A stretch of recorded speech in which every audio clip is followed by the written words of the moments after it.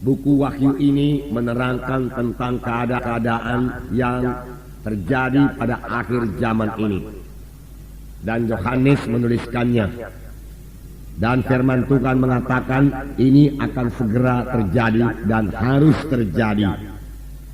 Tuhan sendiri memerintahkannya kepada Yohanes. Pada waktu itu Yohanes lagi dibuang di Pulau Patmos. Dan Yesus datang kepadanya dan mengatakan kepada Yohanes bahwa dia harus menuliskan apa yang dia lihat dan dia dengar. Lalu jadilah buku Wahyu ini, saudaraku.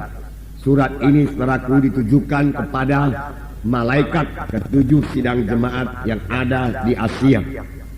Yang dimaksud dengan malaikat sidang jemaat di sini adalah pemimpin sidang atau gembala sidang. Bukan malaikat yang biasa melayani di sorga. Malaikat yang biasa melayani di sorga, dia sudah melihat semuanya, saudaraku. Dia mengetahui, saudaraku, segala keadaan yang terjadi di sorga. Tetapi yang dikatakan dengan malaikat di sini, yaitu pemimpin jemaat atau gembala sidang dari ketujuh sidang jemaat yang ada di Asia pada waktu itu. Tetapi saya yakin surat ini juga berlaku bagi sidang-sidang jemaat pada akhir zaman ini, saudaraku. Karena buku Wahyu ini berlaku terus sampai Tuhan Yesus datang kedua kali. Nah, tiap-tiap gereja lokal, saudaraku, dipimpin oleh seorang hamba Tuhan, dipimpin oleh seorang gembala sidang yang bertanggung jawab kepada Tuhan. Jadi Tuhan bicara kepada gembala sidang itu. Tuhan bicara kepada malaikat sidang jemaat itu. Dia yang bertanggung jawab kepada Tuhan. Memang dia dibantu oleh tua-tua sidang dan pelayan-pelayan Tuhan yang lain, saudaraku, untuk menyampaikan maksud Tuhan kepada sidang tersebut, saudaraku. Dikatakan juga bahwasanya Tuhan Yesus berjalan-jalan di antara ketujuh kaki dian itu. Ketujuh kaki dian itu, saudaraku, adalah jemaat atau gereja lokal. Kita katakan sekarang dengan gereja lokal. Yaitu Tuhan Yesus berjalan-jalan di antara ketujuh kaki dian itu. Tuhan Yesus begitu eratnya, saudaraku, dengan gereja lokal. Bahkan Tuhan Yesus sebenarnya menyatu dengan gereja lokal itu. Pada waktu, saudaraku, Saulus menganiaya sidang jemaat, dia dalam perjalanan ke Damsyik untuk menangkap orang Kristen untuk dipenjarakan maupun untuk dibunuh. Di tengah jalan satu sinar menerpa Saulus, dan Saulus jatuh ke tanah. Dan terdengar satu suara yang berkata, "Saul, Saul, mengapa engkau aniaya aku? Siapakah engkau, Tuhan?" "Akulah Yesus yang engkau aniayakan." Bagaimanakah Saul bisa menganiayakan Tuhan Yesus? Tuhan Yesus sudah berada di sorga pada waktu itu. Tetapi begitulah Tuhan Yesus menyatukan dirinya dengan sidangnya. Yesus ada dalam sidangnya. Sehingga Tuhan Yesus berkata, "Akulah yang kau aniayakan.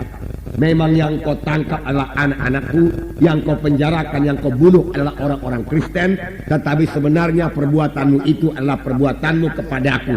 Aku yang engkau aniaya." Sampai sekarang pun demikian juga. Kristus begitu menyatu dengan sidangnya.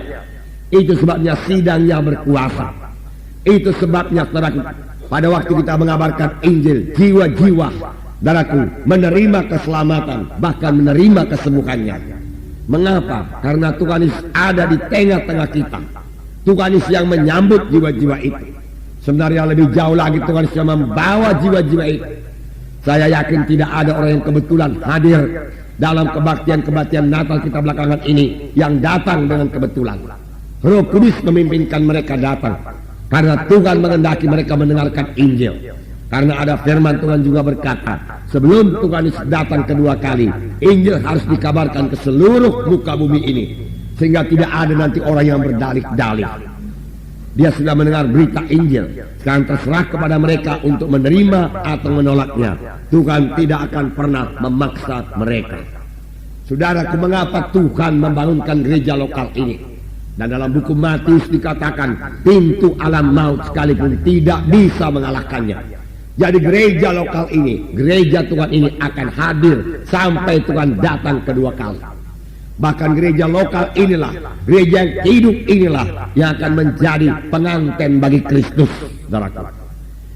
Yaitu saudara dan saya yang sudah selamat, yang sudah lahir baru, yang dibentuk terus sampai seperti Yesus.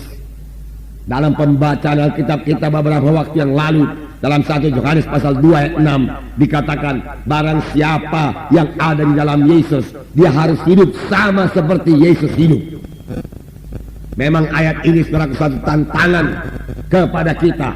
Kalau kita memakai pikiran manusiawi kita, rasanya tidak mungkin kita hidup sama seperti Yesus hidup.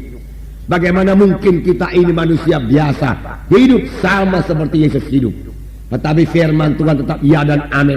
Standar Tuhan tidak pernah turun. Tuhan minta kita hidup sama seperti Yesus hidup. Berarti kita bisa hidup sama seperti Yesus hidup. Mengapa, saudaraku?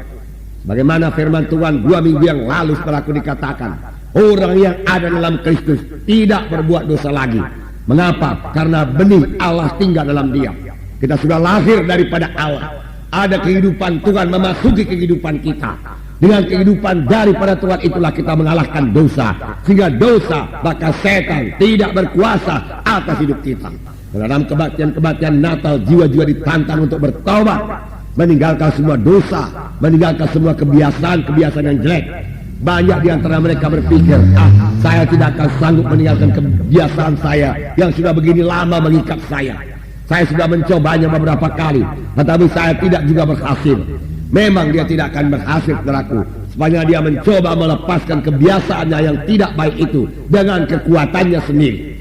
Tetapi pada waktu dia mengandalkan Yesus yang di dalam dia itu, saudaraku, untuk membantu, menolong, saudaraku, menguatkan dia bebas, supaya bebas daripada ikatan itu, dia pasti berhasil, saudaraku. Dia pasti berhasil. Saya sendiri tidak bisa melaksanakannya. Saudara sendiri tidak bisa melaksanakannya. Tetapi kita tidak sendiri, saudara. Yesus di dalam kita itulah yang melaksanakannya. Oleh sebab itu, yang kita berkata, bersama-sama dengan Yesus kita melaksanakan pekerjaan yang besar. Tuhan Yesus juga berkata kepada kita, pekerjaan-pekerjaan yang aku kerjakan akan kamu kerjakan. Bahkan pekerjaan-pekerjaan yang lebih besar daripada ini akan kamu kerjakan karena aku pergi kepada Bapa. Yesus sudah di sorga sekarang. Tetapi di dunia ini masih ada anggota tubuhnya yang akan mengerjakan pekerjaan Yesus. Saudara mengetahui pada waktu Tuhan Yesus berada di bumi ini, dia memakai tubuhnya berjalan ke sana kemari untuk memberitakan Injil. Dia mengulurkan tangannya menyembuhkan orang sakit. Dia memakai mulutnya mengabarkan Injil. Dia berkata, hai anakku, dosamu sudah diampuni. Memang 2 perkara yang dilakukan Tuhan Yesus yang paling banyak dilakukan Tuhan selama dia di dunia ini, yaitu dia berkata kepada jiwa-jiwa, hai anakku, dosamu sudah diampuni. Kemudian Tuhan Yesus berkata, hai anakku, sembuhlah engkau daripada penyakitmu itu. 2 perkara ini senantiasa dilakukan Tuhan. Pada waktu Tuhan Yesus berada di bumi ini, dia berjalan dengan kakinya dan dengan tangannya dia meletakkan tangan. Sekarang dia sudah ada di sorga. Bagaimana dia meletakkan tangan? Bagaimana, saudaraku, dia berkata lagi, hai anakku, dosamu sudah diampuni atau mengajar? Saudaraku, sekarang Tuhan memakai anggota tubuhnya, yaitu saudara dan saya, yang telah menggabungkan diri dalam satu gereja yang hidup, yang telah menyerahkan diri menjadi anggota satu gereja yang hidup.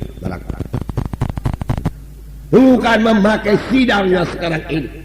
Tuhan memakai anggota tubuhnya menyampaikan maksudnya yang kekal,